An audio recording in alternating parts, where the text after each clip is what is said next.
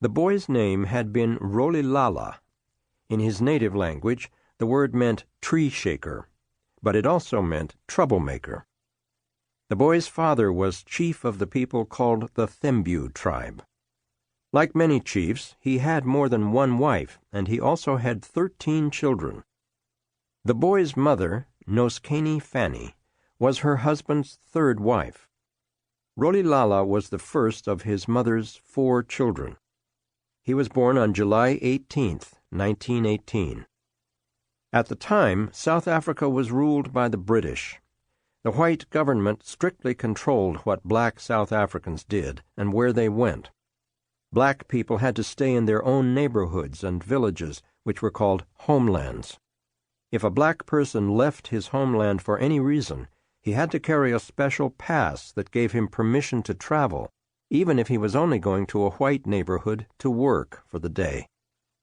A black person without a good reason for being in a white neighborhood would be arrested. When Rolilala's father ignored a summons from the British government to appear in court, he was stripped of his title and most of his land and cattle. The boy and his mother went to live in the village where she'd been born.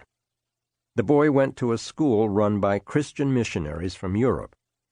For his first day of school, his father had given him a pair of his own trousers, cut off at the knee, to replace the blanket dyed in red clay he wore at home. When the boy got to school, his teacher gave him something else, a Western name.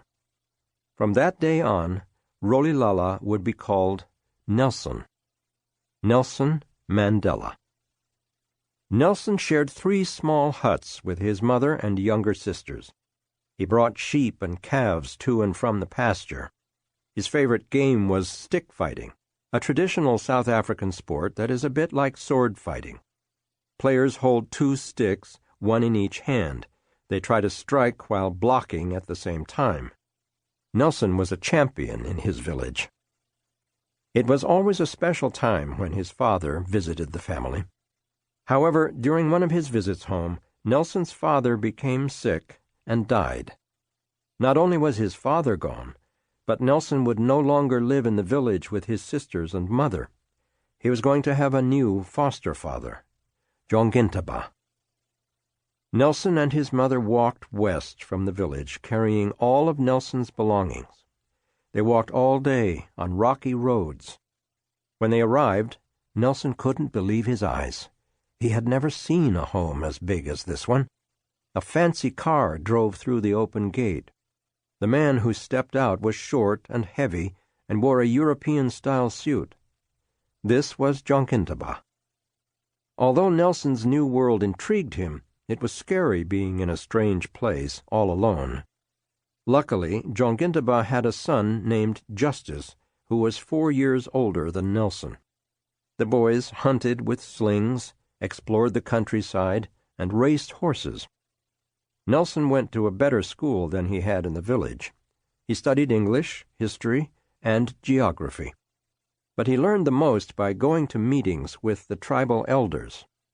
Nelson dreamed that one day he might be a great leader, like his foster father. Nelson loved to listen to stories of African heroes of the past, the men who fought against the Dutch and the British. In these stories, black South Africans were ruled by their own kings, like Jongintaba. When the Europeans came to Africa, the tribal elders said, they had the Bible and we had the land.